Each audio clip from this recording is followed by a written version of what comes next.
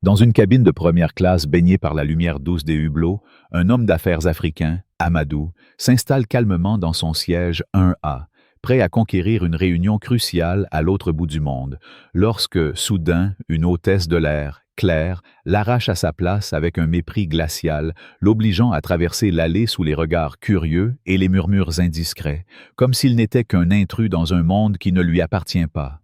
Mais elle ignore qu'en 4 minutes, son arrogance va faire s'effondrer sa carrière. Si cette injustice vous révolte, mettez un like et laissez un commentaire avec le mot « justice » pour montrer que vous ne tolérez pas ce genre de comportement. Amadou, vêtu d'un costume anthracite impeccablement taillé, s'était assis avec une élégance discrète dans le siège 1A, un billet qu'il avait réservé des semaines à l'avance pour ce vol long courrier. Son attaché-case en cuir noir, posé sous le siège devant lui, contenait des documents cruciaux pour une réunion avec des investisseurs internationaux, un contrat qui pourrait redéfinir l'avenir de son entreprise. Son regard, posé mais déterminé, parcourait les pages d'un dossier épais, tandis que sa montre en acier, un cadeau de son père pour célébrer sa première grande réussite, brillait doucement sous les lumières tamisées de la cabine. Autour de lui, les autres passagers de première classe s'installaient, certains jetant des regards furtifs, d'autres absorbés par leurs écrans. Amadou n'était pas un novice des vols. Il avait parcouru le monde des centaines de fois, négocié des contrats à 6 chiffres, et pourtant, ce vol semblait différent, chargé d'une importance qu'il ne pouvait encore définir. Il ne cherchait ni l'attention ni la confrontation, seulement la tranquillité nécessaire pour se préparer.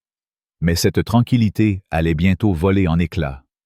Claire, l'hôtesse de l'air en chef, impeccablement vêtue de l'uniforme bleu marine de la compagnie, s'approcha de son siège avec une démarche assurée, presque théâtrale. Son badge rutilant indiquait son nom, et son expression, un mélange de froideur et d'autorité, trahissait une assurance qui frôlait l'arrogance. Sans un sourire, sans un mot de bienvenue, elle s'arrêta net devant Amadou, ses yeux le scrutant de haut en bas comme s'il était une anomalie dans cet espace feutré. « Monsieur, » dit-elle, sa voix tranchante comme une lame, « puis-je voir votre carte d'embarquement ?» Amadou, surpris mais maître de lui, leva les yeux de son dossier. Sans un mot, il plongea la main dans la poche intérieure de sa veste et tendit le billet. Un document numérique affiché sur son téléphone, clair et incontestable. Siège 1A, première classe.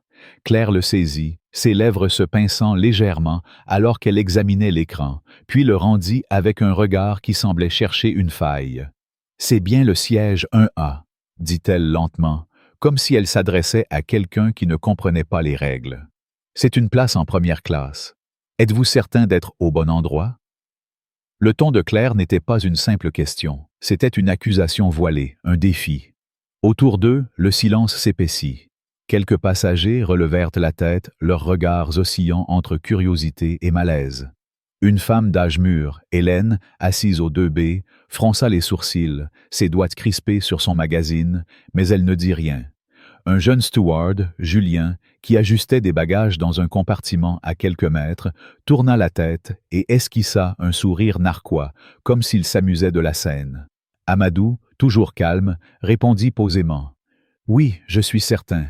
J'ai réservé cette place il y a 2 semaines. » Sa voix était ferme mais sans agressivité, un équilibre parfait entre assurance et retenue.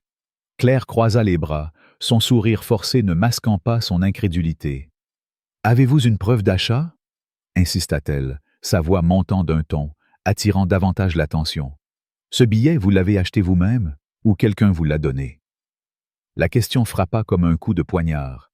Les mots de Claire, lourds de sous-entendus, résonnèrent dans la cabine. Un enfant, assis quelques rangs plus loin, tourna la tête, ses yeux innocents fixant Amadou, avec une curiosité qui, sans le vouloir, amplifia l'humiliation. Amadou sentit une chaleur monter en lui, non pas de colère, mais d'une douleur sourde, celle d'être jugé non pour ce qu'il était, mais pour ce que quelqu'un d'autre supposait qu'il n'était pas. « Je l'ai acheté moi-même, » répondit-il, son ton toujours mesuré, bien que chaque mot semblait peser 1 tonne. Claire, imperturbable, haussa un sourcil. « Monsieur, je pense qu'il y a une erreur. Suivez-moi, nous allons régler cela à l'arrière. » Le silence qui suivit était oppressant. Les passagers, désormais ouvertement attentifs, échangeaient des regards. Certains semblaient gênés, d'autres feignaient l'indifférence, mais tous sentaient de la tension. Hélène, la femme au magazine, baissa les yeux, mal à l'aise, mais resta muette. Julien, le steward, murmura quelque chose à un collègue, un commentaire moqueur qui fit naître un petit rire étouffé. Amadou, sans un mot de protestation, referma son dossier, ramassa son attaché-case et se leva. Chaque pas qu'il faisait dans l'allée, suivant Claire vers l'arrière de l'avion, était comme une marche forcée sous un projecteur brûlant. Les regards le suivaient, certains compatissants, d'autres méfiants, mais aucun ne s'éleva pour questionner l'injustice. Pas encore. Arrivé à l'arrière, près des toilettes, où l'odeur de désinfectant flottait dans l'air, Claire désigna un siège vide. « Asseyez-vous ici, s'il vous plaît. Nous vérifierons avec la porte d'embarquement s'il y a un problème de siège. » Sa voix était froide, mécanique, comme si elle récitait un script. Amadou s'assit, posa son attaché-case sur ses genoux et sortit son téléphone. Sans un mot, il tapa un message rapide à Sophie, la directrice des opérations de la compagnie aérienne. « On m'a déplacé de la première classe à l'arrière. Il ne croit pas que le billet est à moi. » Il n'ajouta rien de plus. Il n'avait pas besoin. Sophie, une femme qui avait gravi les échelons depuis le personnel au sol jusqu'au sommet de la hiérarchie, comprit immédiatement. Elle était dans une salle de réunion, un rapport épais devant elle, lorsque le message arriva. Ses yeux s'étrécirent, et sans hésiter, elle décrocha son téléphone pour appeler directement le commandant de bord, Antoine. Dans le cockpit, Antoine, un homme grand et expérimenté, reçut l'appel avec une gravité inhabituelle. « Il y a un problème grave à bord, » dit Sophie, sa voix basse mais tranchante comme une lame. Un de nos actionnaires principaux, Amadou, siège 1A, vient d'être déplacé de la première classe par une hôtesse. Son nom est Claire. Ne décollez pas tant que ce n'est pas réglé. Appelez-la dans le cockpit immédiatement. Antoine, figé un instant, échangea un regard avec sa copilote, Léa, qui fronça les sourcils. « Tout va bien ?» demanda-t-elle. « Non, » répondit Antoine, son ton lourd. « Ça va très mal tourner pour quelqu'un. » Il saisit le téléphone de bord et appela la cabine. « Claire, au cockpit, tout de suite », ordonna-t-il, sa voix ne laissant aucune place à l'hésitation. Claire, surprise par l'appel, ajusta son écharpe et redressa son uniforme, sentant un frisson d'inquiétude. Ce n'était pas une demande courante, et le ton d'Antoine n'avait rien de routinier.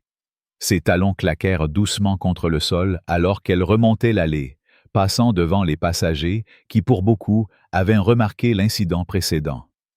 Julien, le steward, la suivit du regard, son sourire moqueur s'effaçant légèrement, remplacé par une curiosité teintée de malaise. Une jeune passagère, Marie, assise en classe affaires, murmura à son voisin. « C'est à cause de l'homme qu'elle a fait déplacer, non ?» Son voisin haussa les épaules, mais ses yeux restèrent fixés sur Claire. Dans le cockpit, l'atmosphère était lourde. Lorsque Claire entra, elle fut immédiatement confrontée à l'écran d'un appel vidéo. Sophie, de l'autre côté, la fixait avec des yeux perçants, son visage impassible mais chargé d'une autorité intimidante. « Claire, » commença Sophie, sa voix coupante. « Expliquez-moi ce qui s'est passé avec le passager en siège 1A. » Claire, déstabilisée, bafouilla. « J'ai déplacé un passager en économie. Son billet semblait suspect. Je pensais qu'il l'avait peut-être obtenu de quelqu'un d'autre. Il ne semblait pas à sa place en première classe. » Les mots tombèrent comme des pierres dans un silence glacial. Sophie ne sia pas. « L'homme que vous avez déplacé, » dit-elle lentement, « est l'un des principaux actionnaires de cette compagnie. » Le visage de Claire blêmit. Ses mains, croisées devant elle, se crispèrent. « Je ne savais pas, » murmura-t-elle, sa voix tremblante. « C'est exactement le problème, » coupa Sophie, son ton aussi acéré qu'un scalpel. « Vous n'avez pas vérifié le manifeste, vous n'avez rien confirmé, vous avez jugé sur son apparence et vous l'avez humilié devant tout le monde. » Antoine, à côté, resta silencieux, sa mâchoire serrée. Léa, la copilote, détourna les yeux, feignant de vérifier un cadran, mais ses mains étaient immobiles. Sophie se pencha légèrement vers l'écran. Vous allez retourner auprès de lui, vous excuser devant les passagers et le ramener à son siège. Maintenant. Et quand cet avion atterrira, vous vous présenterez à mon bureau immédiatement. Claire sentit ses jambes vaciller. « Est-ce officiel ?» demanda-t-elle, sa voix brisée. Les yeux de Sophie s'étrécirent. « Ça l'est devenu à l'instant où vous avez décidé de juger quelqu'un sur son apparence plutôt que sur son billet. » Claire quitta le cockpit, le visage blême, ses pas incertains. Le trajet jusqu'à l'arrière de l'avion lui sembla interminable. Les murmures des passagers s'amplifiaient à chaque pas, comme une vague montante de jugement. Certains, comme Hélène, baissaient les yeux, mal à l'aise. D'autres, comme un homme d'affaires en costume gris, regardaient ouvertement, leurs expressions oscillant entre curiosité et dédain. Julien, le steward, croisa son regard et détourna la tête, mais son silence parlait plus fort que n'importe quel commentaire. Arrivée à la rangée d'Amadou, Claire s'arrêta, son cœur battant à tout rompre. Il était assis, immobile, son attaché-case sur les genoux, son regard fixé sur son téléphone. Il n'y avait ni colère ni agitation dans son attitude, juste une dignité silencieuse qui rendait la scène encore plus insupportable pour elle. Elle s'accroupit légèrement, cherchant à croiser son regard. « Monsieur, » commença-t-elle, sa voix plus faible qu'elle ne l'aurait voulu, « je voudrais vous ramener à votre siège en première classe. Il y a eu une erreur. » Amadou leva les yeux, son regard perçant mais dénué de triomphe. « Une erreur ?» répéta-t-il, sa voix douce mais lourde de sens. Claire hocha la tête, ses joues brûlant sous le poids des regards autour d'eux. « Oui, une confusion. Je ne voulais pas... » « Vous ne vouliez pas remettre en question mon siège, » coupa Amadou, toujours calmement. « Ou vous ne vouliez pas remettre en question pourquoi quelqu'un comme moi était assis là. » Les mots, prononcés sans élever la voix, frappèrent comme une gifle. Les passagers autour se turent. Marie, la jeune femme en classe affaires, cessa de chuchoter. Hélène serra son magazine plus fort, ses doigts tremblants. L'enfant, qui avait regardé Amadou plus tôt, tourna à nouveau la tête, et cette fois, sa mère le ramena doucement contre elle, comme pour le protéger de la tension palpable. Claire, figée, ne trouva rien à répondre. Amadou se leva lentement, ramassa son attaché-case et dit « Allons-y. » Le retour vers la première classe fut un supplice. Chaque pas d'Amadou, ferme et mesuré, contrastait avec la démarche hésitante de Claire. Les passagers les suivaient des yeux, certains ouvertement, d'autres en biais. L'homme d'affaires en costume gris tout sauta, mal à l'aise. Une femme en 2A, élégante dans un tailleur beige, baissa les yeux sur ses escarpins, évitant tout contact visuel. Julien, qui observait depuis le galet, croisa les bras, son sourire moqueur envolé. Arrivée au siège 1A, Claire désigna la place d'un geste tremblant. « Siège 1A », dit-elle, tentant de retrouver une voix normale. « Bienvenue, à nouveau. » Amadou posa son attaché-case, ajusta sa veste et s'assit sans un mot. Il n'y avait ni merci ni hochement de tête. Il rouvrit son dossier, comme si rien ne s'était passé, mais son silence parlait plus fort que n'importe quelle accusation. Claire s'éloigna, le ventre noué. Dans le galet, elle attrapa une bouteille d'eau, ses mains tremblantes la serrant trop fort. Julien, appuyé contre le comptoir, l'observa sans rien dire, mais son regard était lourd de reproches. « Ça va ?» demanda-t-il finalement d'un ton plat. Claire ne répondit pas. Elle se tourna vers le rideau qui séparait le galet de la cabine, son cœur battant à tout rompre. Elle savait que ce n'était que le début. Quelque chose de plus grand était en marche, quelque chose qu'elle avait déclenché sans le vouloir, et qui allait bientôt l'engloutir. Dans la cabine, l'atmosphère avait changé. Les murmures s'étaient tus, mais le silence était plus oppressant encore. Amadou, assis à nouveau en 1A, feuilletait son dossier, son visage impassible. Mais chaque passager autour de lui semblait conscient de la gravité de ce qui venait de se passer. Hélène, la femme au magazine, rangea son journal et fixa le dossier de son siège, mal à l'aise. Marie, en classe affaires, sortit son téléphone et commença à taper un message, ses doigts rapides, comme si elle voulait capturer l'instant avant qu'il ne s'efface. L'enfant, curieux, demanda à sa mère à voix basse Pourquoi il a dû changer de place? Sa mère, gênée, murmura une réponse vague, mais ses joues rougirent. Dans le cockpit, Antoine reposa le téléphone de bord, son visage marqué par une tension rare. Léa, la copilote, brisa le silence. « C'est grave, n'est-ce pas? » Antoine hocha la tête. « Plus grave que tu ne le penses. Sophie ne plaisante pas avec ce genre de choses. » À cet instant, un nouveau message arriva de Sophie. Sécurité au sol informée. Préparez l'équipage pour une intervention à l'atterrissage. Antoine soupira, frottant son front. Il savait que ce vol, qui avait commencé comme une routine, allait rester dans les mémoires pour toutes les mauvaises raisons. Claire, dans le galet, sentit son estomac se nouer davantage. Elle avait cru contrôler la situation, défendre l'ordre, protéger la première classe de ce qu'elle avait jugé inapproprié. Mais maintenant, elle réalisait qu'elle n'avait rien contrôlé du tout. Elle avait allumé une mèche, et l'explosion était imminente. Chaque regard, chaque murmure, chaque silence dans cette cabine semblait la juger, et elle n'avait aucun moyen de s'échapper. Pas encore. Mais au fond d'elle, une peur grandissait.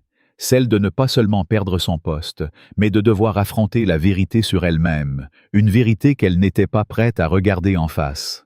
La cabine de l'avion vibrait d'une tension palpable, comme si l'air lui-même portait le poids de l'injustice qui venait de se dérouler. Amadou, de retour dans son siège 1A, feuilletait à nouveau son dossier, son visage impassible, mais son calme était une arme à double tranchant, une présence qui intimidait plus que n'importe quel éclat de colère. Claire, l'hôtesse de l'air, venait de quitter le cockpit, ses jambes tremblantes, le visage blême après l'appel glacial de Sophie, la directrice des opérations. On lui avait ordonné de ramener Amadou à sa place et de s'excuser publiquement, une humiliation qu'elle n'avait jamais connue en 10 ans de carrière.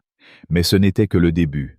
Chaque pas qu'elle faisait vers l'arrière de l'avion, où elle s'était réfugiée dans le galet, semblait amplifier la colère sourde qui montait en elle. Non pas contre Amadou, mais contre l'idée qu'elle, Claire, la professionnelle irréprochable, était désormais celle qui devait courber l'échine. Les murmures des passagers, les regards en coin, et pire encore, le silence d'Amadou, tout cela formait une tempête invisible qui menaçait de l'engloutir. Et pourtant, ce n'était rien comparé à ce qui allait suivre. Dans la cabine de première classe, Amadou ajusta sa veste, ses gestes précis, presque mécaniques, comme s'il refusait de laisser l'incident troubler son sang-froid. Mais autour de lui, l'atmosphère était électrique. Les passagers, qui avaient assisté à l'humiliation initiale, évitaient de son regard, certains baissant les yeux sur leurs écrans, d'autres feignant de dormir.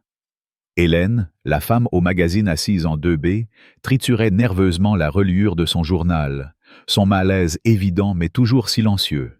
Elle avait vu Claire déplacer Amadou, entendu ses remarques cinglantes, et pourtant, elle n'avait rien dit. Ce silence la rongeait maintenant, une culpabilité qu'elle n'osait pas exprimer. À quelques rangs de là, Marie, la jeune passagère en classe affaires, tapait frénétiquement sur son téléphone, ses doigts tremblants d'indignation. Elle venait de publier un post sur les réseaux sociaux, un court texte accompagné d'une vidéo floue qu'elle avait discrètement filmée lorsque Claire avait escorté Amadou vers l'arrière. « Injustice en plein vol », écrivait-elle, son message déjà partagé par des dizaines de personnes. Elle ne connaissait pas Amadou, mais ce qu'elle avait vu l'avait révoltée, et elle voulait que le monde sache. Dans le galet, Claire s'appuya contre le comptoir, ses mains crispées sur une bouteille d'eau qu'elle n'avait pas ouverte. Son uniforme, autrefois symbole de son autorité, lui semblait maintenant étouffant, son col trop serré, son badge trop lourd. Julien, le jeune steward qui avait ricané plus tôt, l'observa depuis l'autre côté du galet, ses bras croisés, son regard oscillant entre curiosité et jugement. « Alors, dit-il, sa voix teintée d'une ironie à peine voilée, tu as vraiment cru qu'il n'était pas à sa place? » Claire lui lança un regard acéré. « Ne commence pas, Julien, j'ai suivi la procédure. » Mais sa voix tremblait, trahissant son manque de conviction. Julien haussa les épaules, un sourire narquois aux lèvres. « La procédure? Tu n'as même pas vérifié le manifeste, Claire. Tu l'as regardé, et tu as décidé qu'il n'avait rien à faire là. » Ces mots, dits sans élever la voix, frappèrent comme une gifle. Claire ouvrit la bouche pour répliquer, mais rien ne vint, Julien avait raison, et elle le savait. Elle avait jugé Amadou en un instant, sans preuve, sans vérification, juste parce qu'il ne correspondait pas à son image mentale d'un passager de première classe. Soudain, un murmure plus fort s'éleva de la cabine. Un homme d'âge mûr, Pierre, assis en 3C, se pencha légèrement vers Amadou, son ton hésitant mais teinté d'une maladresse qui ne faisait qu'aggraver la situation. « Monsieur », commença-t-il, sa voix trop forte dans le silence oppressant, « je voulais juste dire que ce qui s'est passé tout à l'heure, c'était regrettable. Vraiment, ça n'aurait pas dû arriver. » Amadou tourna lentement la tête, son regard perçant rencontrant celui de Pierre. « Regrettable ?» répéta-t-il, sa voix douce mais tranchante. Pierre, déstabilisé, bredouilla.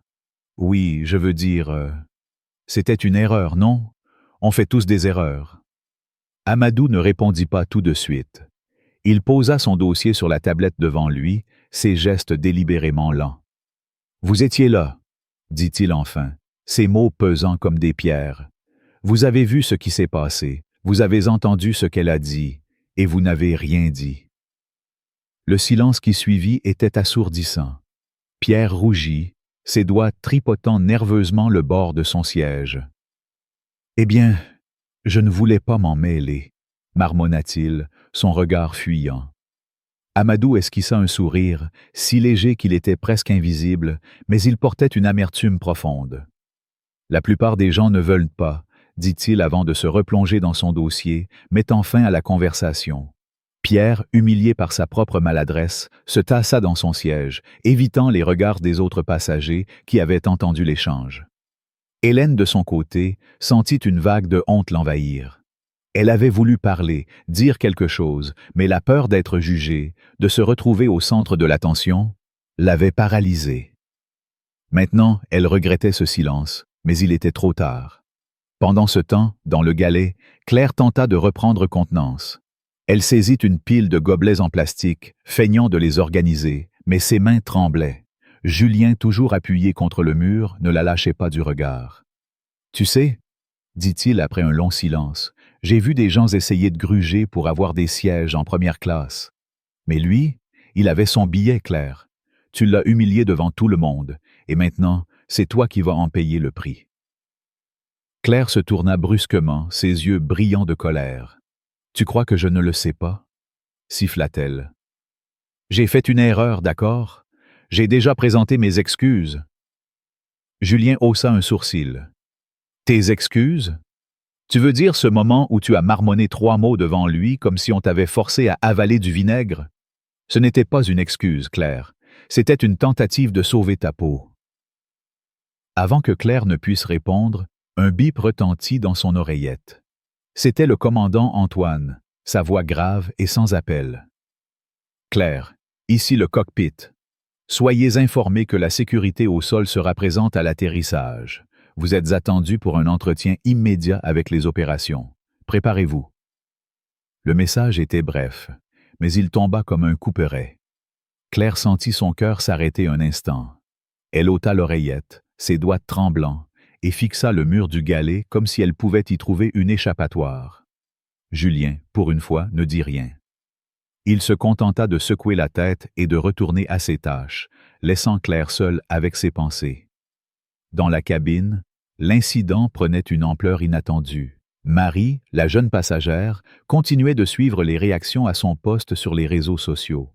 Son message avait été partagé des centaines de fois, et les commentaires affluaient, certains outrés, d'autres exigeant des explications de la compagnie aérienne. « C'est scandaleux », écrivait un utilisateur. « Comment peut-on traiter un passager comme ça en 2025 ?»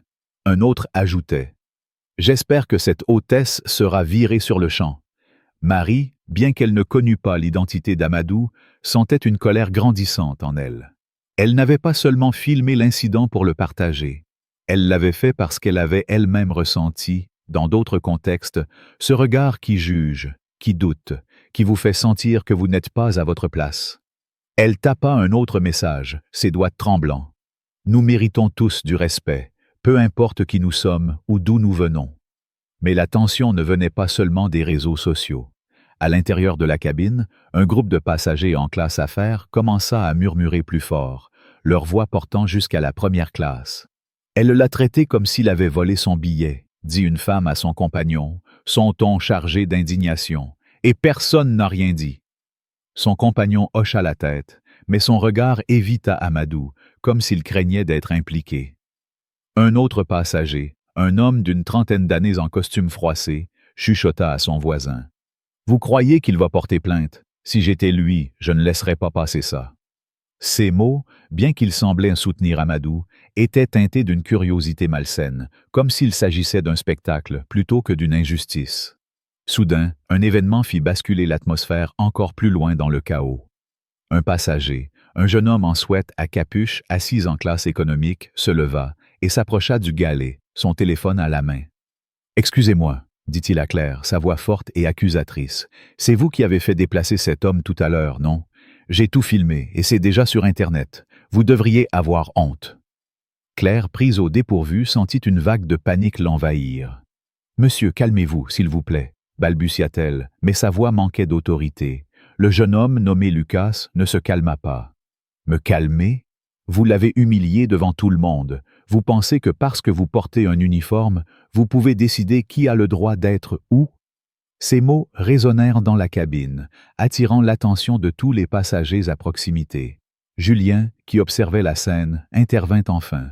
« Monsieur, retournez à votre siège, s'il vous plaît, » dit-il, mais son ton manquait de conviction.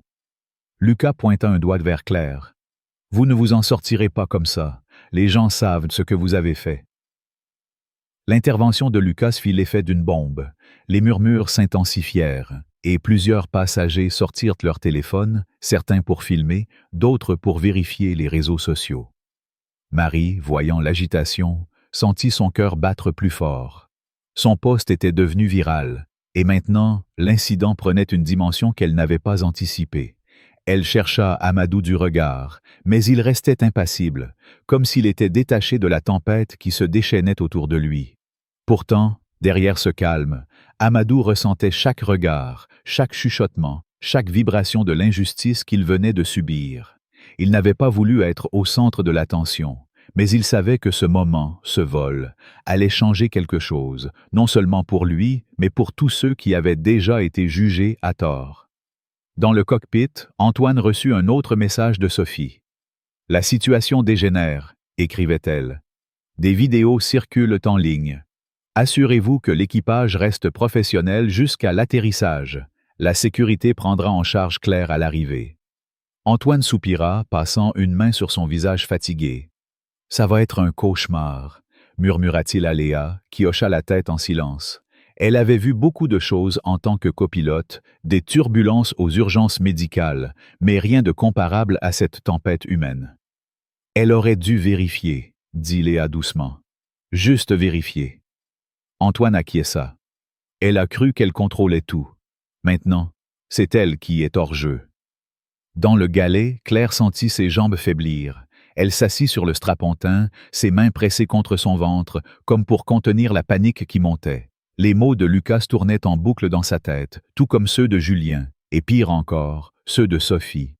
Elle avait voulu maintenir l'ordre, protéger ce qu'elle pensait être la norme, mais elle avait fait une erreur monumentale. Et maintenant, le monde entier semblait le savoir. Elle tenta de se ressaisir, saisissant un plateau pour distribuer des boissons, espérant que l'activité lui rendrait un semblant de contrôle. Elle avança dans l'allée, évitant les regards des passagers, mais chaque pas était une épreuve. Lorsqu'elle passa devant le siège d'Amadou, elle hésita, son plateau tremblant légèrement. « Monsieur, souhaitez-vous quelque chose à boire? Eau pétillante? Jus ?» demanda-t-elle, sa voix tremblante. Amadou tourna une page de son dossier, puis leva les yeux vers elle. « Vous ne m'avez pas posé la question la première fois, » dit-il, son ton aussi calme que tranchant. Claire cligna des yeux, déstabilisée. « Pardon? Quand je me suis assise ici, » continua-t-il, « vous ne m'avez rien offert. Vous n'avez même pas dit bonjour. Vous m'avez juste demandé si j'étais au bon endroit. » Les mots, prononcés sans colère, étaient une condamnation. Claire sentit ses joues s'enflammer. « Je vais chercher un jus, » balbutia-t-elle, s'éloignant rapidement, son plateau vacillant dans ses mains. Lorsqu'elle revint avec un verre de jus, elle le posa devant Amadou avec un sourire crispé. « Voici, monsieur. » Amadou prit le verre, ses yeux ne quittant pas les siens. « J'ai parlé de vous à ma patronne, » dit-il calmement. Claire sentit son souffle se couper. « Je vois, » murmura-t-elle, sa voix à peine audible. « Nous verrons ce qui se passera à l'atterrissage, » ajouta-t-il, avant de reporter son attention sur son dossier. Claire retourna au galet, chaque pas plus lourd que le précédent. Elle sentait les regards des passagers, la brûlure de leur jugement silencieux. Julien, qui l'observait, secoua la tête. « Tu es vraiment dans le pétrin, Claire, » dit-il, sa voix dénuée de compassion. « Tu l'as cherché. » Claire ne répondit pas. Elle s'appuya contre le comptoir, son regard fixé sur son reflet dans la porte métallique du placard. Son uniforme, autrefois symbole de fierté, lui semblait maintenant une prison. Elle avait toujours cru qu'être en contrôle signifiait prendre des décisions rapides, fermes, sans hésiter. Mais aujourd'hui, elle réalisait que sa décision n'avait pas été guidée par la logique, mais par un préjugé qu'elle n'avait jamais interrogé, et ce préjugé allait lui coûter cher. Dans la cabine, l'agitation ne faiblissait pas. Lucas, le jeune homme en sweat, était retourné à son siège, mais il continuait de parler à voix haute, attirant l'attention des autres passagers en classe économique. « Ce genre de choses arrive tout le temps, » dit-il à sa voisine, une femme d'une quarantaine d'années qui hochait la tête avec indignation. « Ils jugent les gens sur leur apparence et pensent qu'ils peuvent s'en tirer comme ça. Pas cette fois. » Sa voisine, prénommée Valérie, répondit. « C'est honteux. J'ai vu des trucs comme ça avant, mais jamais aussi flagrants. » Leur conversation attira d'autres passagers, et bientôt, un petit groupe discutait à voix basse, leurs mots chargés de colère et de frustration. L'un d'eux, un homme plus âgé, ajouta « J'espère qu'il va porter plainte. Cette compagnie doit apprendre une leçon. » Amadou, de son côté, restait silencieux, mais il entendait tout. Chaque murmure, chaque commentaire, chaque vibration de l'indignation collective. Il n'avait pas voulu que cela devienne un spectacle, mais il savait que ce moment était plus grand que lui. Il pensa à tous ceux qui, avant lui, avaient été déplacés, ignorés, jugés sans raison, sans avoir quelqu'un comme Sophie pour intervenir. Il pensa à l'enfant qui l'avait regardé avec curiosité, à Hélène qui n'avait pas parlé, à Pierre qui avait tenté de s'excuser sans comprendre. Et il pensa à Claire, dont l'arrogance s'était transformée en panique en quelques minutes. Il n'était pas là pour se venger, il était là pour s'assurer que cela ne se reproduise plus. Dans le cockpit, un autre message de Sophie arriva. « La vidéo est partout », écrivait-elle. « Les médias commencent à en parler.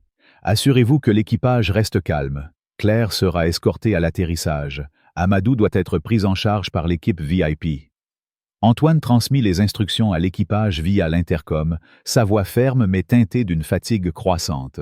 « Préparez-vous pour l'atterrissage, dit-il, et restez professionnel. » Léa, la copilote, brisa le silence. « Tu crois qu'elle va perdre son boulot ?» Antoine haussa les épaules. « Ce n'est pas juste son boulot qu'elle risque de perdre, c'est tout ce qu'elle pensait être. » Alors que l'avion amorçait sa descente, le signal des ceintures s'alluma, et un silence lourd s'installa dans la cabine. Les passagers se préparèrent, mais personne ne semblait détendu.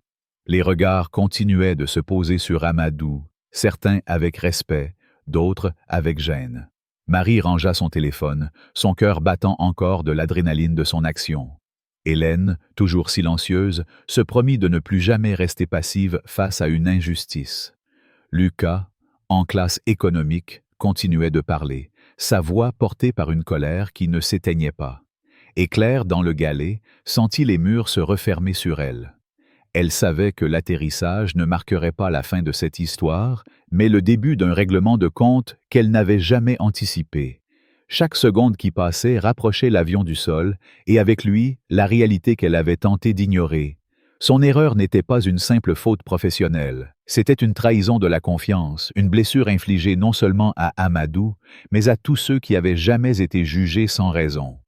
Et maintenant, le monde entier regardait. Les roues de l'avion touchèrent le tarmac dans un grondement sourd, un impact qui résonna à travers la cabine comme un verdict final. Le signal des ceintures s'éteignit, mais personne ne bougea. Un silence oppressant enveloppait les passagers, leurs regards oscillant entre leurs bagages et le siège 1A, où Amadou restait assis, immobile, son attaché-case posé sur ses genoux, son visage aussi calme qu'une mer avant la tempête. L'incident qui avait secoué ce vol, l'humiliation publique d'un homme par une hôtesse arrogante, avait transformé l'atmosphère en une cocotte minute prête à exploser. Claire, l'hôtesse de l'air, se tenait dans le galet, ses mains crispées sur le bord du comptoir, son cœur battant à tout rompre. Elle savait ce qui l'attendait à l'ouverture de la porte. Non pas une simple réprimande, mais un jugement public, une chute brutale de l'autorité qu'elle avait brandie comme un bouclier pendant des années. Les murmures des passagers, les vidéos virales, les regards accusateurs, tout convergeait vers elle, et il n'y avait nulle part où se cacher. La justice, qu'elle avait bafouée en quelques minutes d'arrogance, était sur le point de la rattraper, et l'indignation collective, amplifiée par chaque seconde qui passait, menaçait de l'engloutir. Alors que la porte de la cabine s'ouvrait, un homme en uniforme de sécurité, grand et imposant, monta à bord. Son regard balaya la cabine avec une neutralité professionnelle, mais lorsqu'il parla, sa voix trancha l'air comme une lame. « Claire Dupont, dit-il, son ton ferme et sans appel. Chaque tête se tourna, chaque souffle sembla suspendu. Les passagers, qui avaient observé l'incident initial avec un mélange de malaise et de curiosité, fixaient maintenant Claire avec une intensité brûlante. Certains chuchotaient, leurs mots à peine audibles mais chargés de jugement. « C'est elle, » murmura une femme à son voisin. « Elle l'a traité comme s'il n'était rien. » Claire, figée dans l'allée, sentit ses jambes trembler sous le poids des regards. Ses mains, toujours impeccables dans ses gants blancs, se serrèrent jusqu'à ce que ses articulations blanchissent. Elle tenta de redresser les épaules, de retrouver un semblant de dignité, mais son uniforme, autrefois symbole de contrôle, semblait maintenant la trahir, comme une armure fissurée. L'officier de sécurité s'approcha, son expression impassible. « Mademoiselle Dupont, vous êtes priée de descendre immédiatement de l'avion pour un entretien avec les opérations internes. » Les mots, bien que polis, étaient une sentence. Claire hocha la tête, incapable de parler, sa gorge nouée par la peur et la honte. Elle lança un regard furtif vers Amadou, toujours assis en 1A, son visage dénué de triomphe, mais chargé d'une dignité silencieuse qui la transperça plus profondément que n'importe quelle accusation. Leurs yeux se croisèrent un instant, et pour la première fois, elle vit non pas de la colère, mais une vérité qu'elle avait refusé d'affronter. Elle avait jugé un homme non pas pour ce qu'il avait fait, mais pour ce qu'elle avait supposé qu'il était. Elle détourna les yeux, incapable de soutenir son regard, et suivit l'officier hors de la cabine, chaque pas résonnant comme un glas.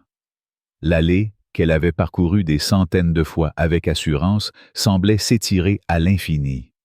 Les passagers la regardaient, certains avec pitié, d'autres avec un mépris à peine dissimulé.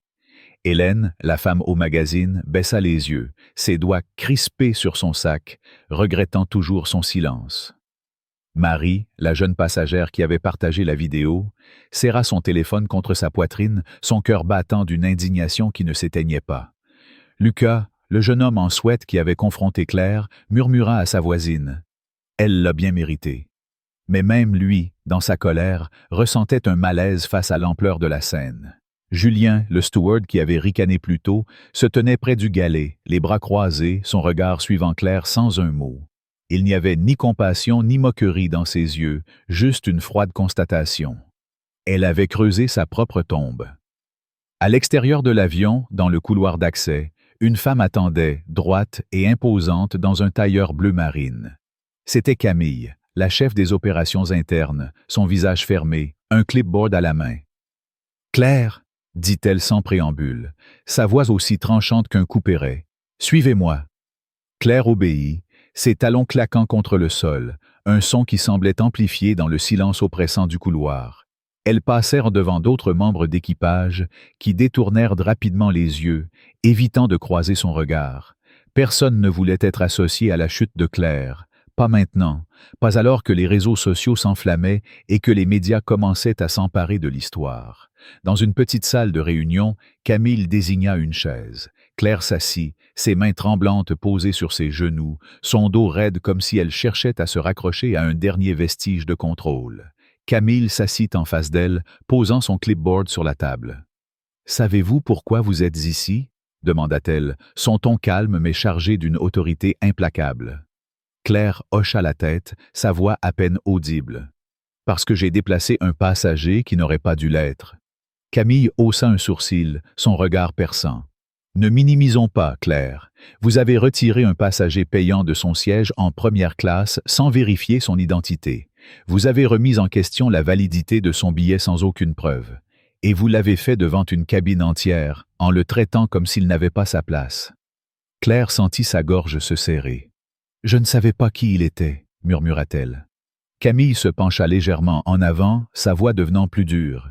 « Vous n'aviez pas besoin de savoir son titre pour le traiter avec respect. Votre rôle est de servir, pas de juger. » Le silence qui suivit était étouffant. Claire voulut protester, expliquer, se défendre, mais les mots lui manquaient. Camille ouvrit un dossier et en sortit un document imprimé. « Ce n'est pas tout, » continua-t-elle. « Nous avons reçu des témoignages d'autres incidents impliquant votre comportement. Des plaintes de passagers, ignorées jusqu'à présent, qui décrivent des jugements similaires basés sur l'apparence. Une passagère, Marie Dubois, a contacté notre service client il y a 1 heure. Elle affirme que, lors d'un vol précédent, vous l'avez interrogée de manière humiliante sur son droit à être en classe affaires, suggérant qu'elle avait peut-être emprunté un billet. » Claire sentit son sang se glacer. Elle se souvenait vaguement de cette femme, une jeune professionnelle qui voyageait seule, mais elle n'avait jamais pensé que ses actions seraient signalées, encore moins archivées. « Ce n'était pas intentionnel, » balbutia-t-elle. Camille la coupa. « Vos intentions ne changent rien au résultat. Vous avez humilié des gens, Claire. Et aujourd'hui, vous avez humilié un homme qui se trouve être un actionnaire majeur de cette compagnie. » La révélation frappa Claire comme un coup de massue. Elle avait entendu des rumeurs sur Amadou, mais elle n'avait jamais imaginé l'ampleur de son influence. Camille poursuivit, sa voix implacable. « Votre décision n'était pas une simple erreur, c'était un acte de préjugé commis en public et maintenant amplifié par les réseaux sociaux. Des vidéos de l'incident circulent en ligne et les médias exigent des réponses. Vous avez non seulement porté atteinte à un passager, mais à la réputation de cette compagnie. » Claire sentit des larmes monter, mais elle les ravala, refusant de s'effondrer devant Camille. « Qu'est-ce qui va se passer ?» demanda-t-elle, sa voix tremblante. Camille posa le document devant elle. « Vous êtes suspendu immédiatement, sans salaire, en attendant une enquête formelle. Le Conseil décidera si votre licenciement est permanent. Vous serez informé par écrit dans les 48 heures. En attendant, vous n'êtes plus autorisé à accéder aux zones réservées au personnel. Vous ne devez pas discuter de cet incident avec les médias ou vos collègues. » Un officier entra dans la pièce et fit un signe vers le couloir. Claire se leva lentement, ses jambes lourdes, comme si chaque pas la rapprochait d'un gouffre. Alors qu'elle sortait, elle croisa le regard d'un autre membre d'équipage, une jeune femme qui détourna les yeux, mal à l'aise. Le couloir, habituellement animé, semblait étrangement vide, comme si tout le monde s'était éclipsé pour éviter d'être témoin de sa chute. Lorsqu'elle atteignit la sortie réservée au personnel, le soleil déclinant projetait des ombres longues sur le tarmac, un contraste brutal avec la lumière crue de la réalité qu'elle affrontait. Elle monta dans une voiture de service, escortée par un officier, et disparut dans l'anonymat de l'aéroport, laissant derrière elle une carrière qui s'effondrait comme un château de cartes. Pendant ce temps, dans la cabine, Amadou restait assis, comme demandé par le commandant Antoine. Une femme élégante en tailleur bleu marine, Amina, la chef des relations clientèle, monta à bord et s'approcha de lui. « Monsieur Amadou, » dit-elle doucement, « je suis ici pour vous escorter au salon VIP. Tout a été arrangé. » Amadou hocha la tête, boutonna sa veste et la suivit hors de l'avion. Les sièges vides semblaient hurler plus fort que lorsqu'ils étaient occupés, chaque rangée rappelant l'injustice dont il avait été victime. Dans le couloir d'accès, loin des regards indiscrets, Amina le guida vers une entrée privée. « Sophie vous attend, » dit-elle, son ton empreint de respect. Amadou ne répondit pas, mais son silence parlait pour lui. Il n'était pas là pour savourer une victoire, mais pour s'assurer que ce moment marque un tournant. Dans le salon VIP, une pièce chaleureuse aux fauteuils en cuir et aux grandes baies vitrées donnant sur le tarmac, Sophie se tenait près d'une fenêtre, les bras croisés, son visage impassible mais ses yeux pleins d'une détermination farouche. Lorsqu'Amadou entra, leurs regards se croisèrent, et un léger hochement de tête échangé scella une compréhension mutuelle. « Vous allez bien ?» demanda-t-elle, brisant le silence. Amadou haussa les épaules, un sourire fatigué aux lèvres. « J'ai connu pire, merci. » Sophie désigna un siège en face d'elle. « Asseyez-vous, s'il vous plaît. Je veux discuter avant que le conseil ne se réunisse. » Amadou s'installa, ses coudes posés sur les accoudoirs, son regard attentif. « Quel est le plan ?» demanda-t-il. Sophie prit une tablette sur la table à côté d'elle. L'enquête interne est déjà en cours. Claire a été suspendue et il est probable que son licenciement soit permanent. Mais ce n'est pas tout. Nous avons voté pour des changements structurels, une formation annuelle obligatoire sur les préjugés pour tout le personnel, un système de signalement en temps réel pour les incidents à bord, et une vérification numérique des billets avant toute intervention sur un passager. Un comité interne examinera désormais les cas de mauvaise conduite impliquant de la discrimination avec des membres de plusieurs départements, pas seulement la direction. Amadou hocha la tête, écoutant sans réagir. « Ce n'est pas juste à propos de moi, » dit-il après un moment. « C'est à propos de tous ceux qui ont été traités comme moi, mais qui n'avaient pas quelqu'un comme vous à appeler. » Sophie acquiesça, ses yeux brillants d'une colère contenue. « Exactement. J'ai reçu des messages d'autres passagers depuis que l'histoire a commencé à circuler. Des histoires similaires, des moments où ils ont été jugés, ignorés, diminués. La plupart n'ont jamais osé se plaindre. Ils ont juste accepté. Vous avez ouvert une porte, Amadou. » Il baissa les yeux sur la table, ses doigts tapotant légèrement l'accoudoir. « Je n'ai rien fait d'extraordinaire. J'ai juste refusé de laisser passer. » Sophie esquissa un sourire. « C'est ça, l'extraordinaire. Vous n'avez pas crié, vous n'avez pas fait de scandale.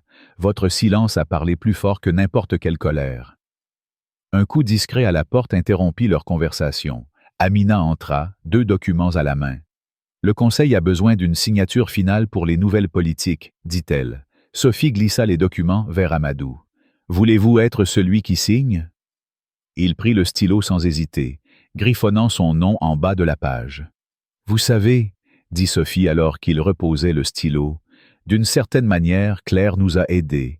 Elle a exposé une faille que nous avions ignorée trop longtemps. » Amadou sourit légèrement, une pointe d'ironie dans les yeux.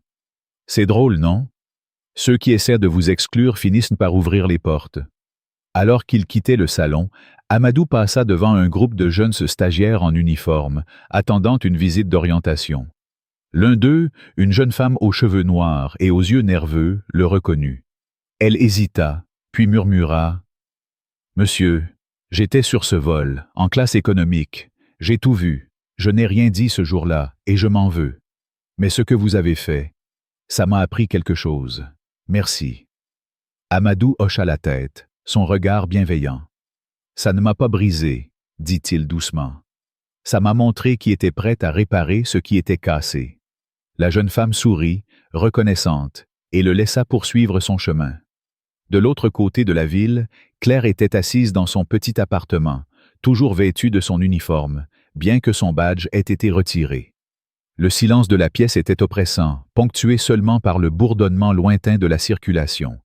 Son téléphone, posé sur la table, affichait un email de la direction des ressources humaines. Suspension officielle, statut, sans salaire, en attente d'examen. Prochaines étapes. Audience interne à programmer. Ne retournez pas au travail sans autorisation écrite.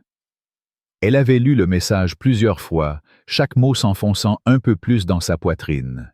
Elle avait cru pouvoir rebondir, minimiser l'incident, mais la réalité était implacable. Elle n'avait pas seulement perdu un vol, elle avait perdu la confiance, le respect et peut-être même l'identité qu'elle avait construite pendant des années. Elle se leva, marcha jusqu'à la fenêtre et fixa la ville qui s'étendait sous un ciel gris. Les images de l'incident tournaient en boucle dans sa tête. Le regard d'Amadou, la vidéo de Marie, les murmures des passagers, l'appel de Sophie. Et puis, il y avait le témoignage de Marie. cette passagère qu'elle avait à peine remarquée lors d'un vol précédent, mais qui avait ressenti le même mépris, la même humiliation.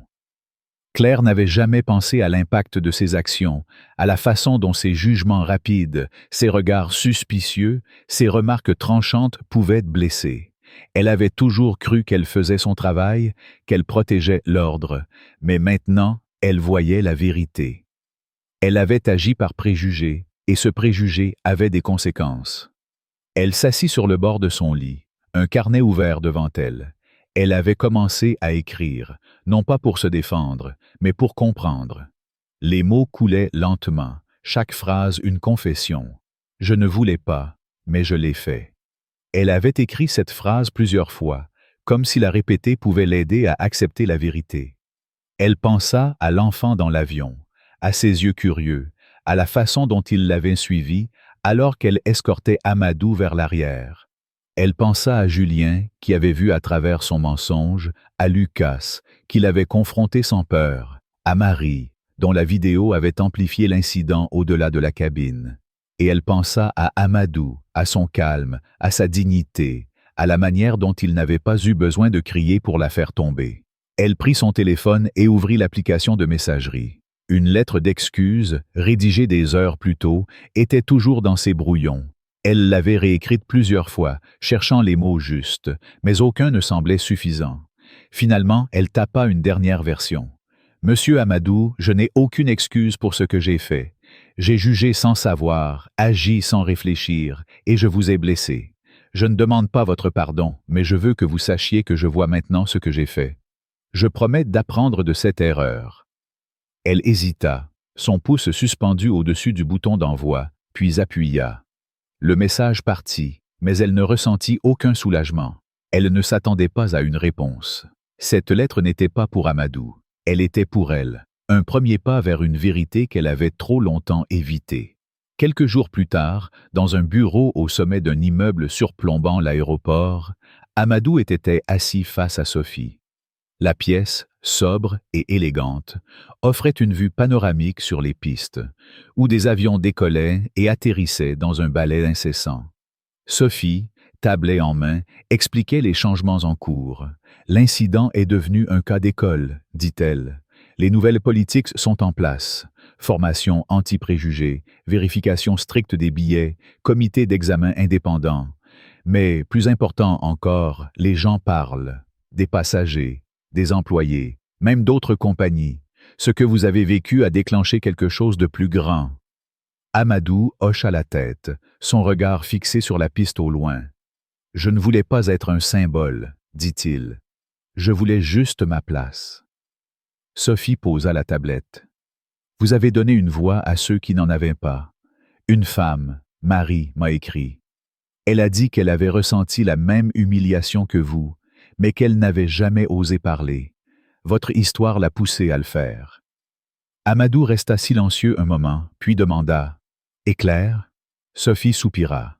« Elle a envoyé une lettre d'excuse. Elle ne demande pas à revenir. Elle dit qu'elle apprend, qu'elle change. » Amadou hocha la tête. « Je ne veux pas sa chute. Je veux qu'elle comprenne. » Sophie acquiesça. « Elle comprendra, et nous veillerons à ce que personne d'autre ne répète son erreur. » Dans une autre partie de la ville, Claire assistait à un atelier sur la sensibilisation aux préjugés. Elle était assise au fond, silencieuse, écoutant une formatrice expliquer comment les jugements inconscients façonnent nos actions. Au début, elle était sur la défensive, mais au fil des jours, elle commença à parler, à partager, non pas pour se justifier, mais pour comprendre. Elle avait trouvé un emploi à temps partiel dans un centre communautaire, aidant des jeunes issus de milieux défavorisés à se préparer à des carrières dans l'aviation. L'ironie ne lui échappait pas, mais pour la première fois, elle sentait qu'elle faisait quelque chose qui comptait. Un soir, alors qu'elle fermait le centre, elle croisa un adolescent assis seul à l'arrêt de bus, son sac à dos usé posé à ses pieds. « Longue journée ?» demanda-t-elle. Il hocha la tête, fatigué. Elle sourit doucement. « Tu sais, j'ai cru un jour que je savais qui appartenait où. J'avais tort. Tout le monde a sa place. Parfois, il faut juste quelqu'un pour le croire avec toi. » Le garçon la regarda, perplexe, mais il sourit, et dans cet instant, quelque chose passa entre eux, une connexion fragile, mais réelle. Des mois plus tard, l'histoire du vol était devenue une référence dans l'industrie aérienne. Pas une manchette tapageuse, pas un scandale médiatique, mais une leçon gravée dans les manuels de formation. Dans une salle de cours, un groupe de nouveaux stagiaires regardait une vidéo ajoutée au programme obligatoire sur le traitement des passagers. Les images n'étaient pas spectaculaires, mais les mots à l'écran restaient gravés. Un siège n'est pas qu'un numéro, c'est un signe de confiance. Ne faites pas prouver à quelqu'un qu'il mérite d'être là où il est déjà. L'instructrice s'arrêta et regarda les stagiaires. Ce n'est pas juste à propos de la première classe, dit-elle. C'est à propos de pourquoi nous traitons certaines personnes différemment avant même de leur parler. Une main se leva. L'hôtesse a été licenciée? L'instructrice répondit avec soin. Elle ne vole plus, mais ce qui compte, c'est qu'elle a compris pourquoi, et que nous sommes tous ici pour ne pas répéter ses erreurs. Amadou, quant à lui, continua son travail, non pas comme un héros, mais comme un homme qui avait transformé une injustice en un changement durable. Son nom devint une référence discrète dans les réunions, un rappel que la dignité, même silencieuse, pouvait déplacer des montagnes. Et dans un coin de la ville, Claire, assise dans un café, écrivait dans son carnet. « Je ne savais pas, mais maintenant je vois. La prochaine fois, je poserai des questions avant de juger. » Elle referma le carnet, prit une gorgée de café, et pour la première fois depuis des semaines, elle sentit qu'elle n'était pas en fuite. Elle marchait, lentement, vers une version d'elle-même qu'elle ne connaissait pas encore, mais qu'elle était déterminée à devenir. L'histoire d'Amadou, un homme d'affaires africain humilié en première classe par une hôtesse de l'air, Claire, est bien plus qu'un simple incident à bord d'un avion. Elle est un miroir tendu à chacun de nous, révélant des vérités inconfortables sur nos jugements, nos préjugés et la manière dont nous traitons autrui. En France, où l'égalité et la fraternité sont des piliers proclamés de la culture, cette histoire résonne avec une force particulière, mettant en lumière les écarts entre nos idéaux et nos actions quotidiennes. À travers ce récit, empreint d'injustice et de rédemption, plusieurs leçons universelles émergent, applicables non seulement dans les cabines d'avion, mais dans chaque interaction de notre vie. D'abord, cette histoire nous confronte à la puissance destructrice des préjugés.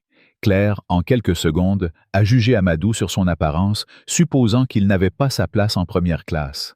Ce réflexe, si rapide et automatique, n'est pas unique à elle. Combien de fois, dans nos vies, avons-nous émis un jugement hâtif sur quelqu'un, un collègue, un voisin, un inconnu dans la rue, sans prendre le temps de vérifier les faits? En France, où la diversité est une réalité quotidienne, ce récit nous rappelle que les préjugés, même inconscients, peuvent blesser profondément. La leçon est claire. Avant de juger, posons des questions, vérifions nos hypothèses. Comme le dit un proverbe français, « Il ne faut pas juger les gens sur la mine ».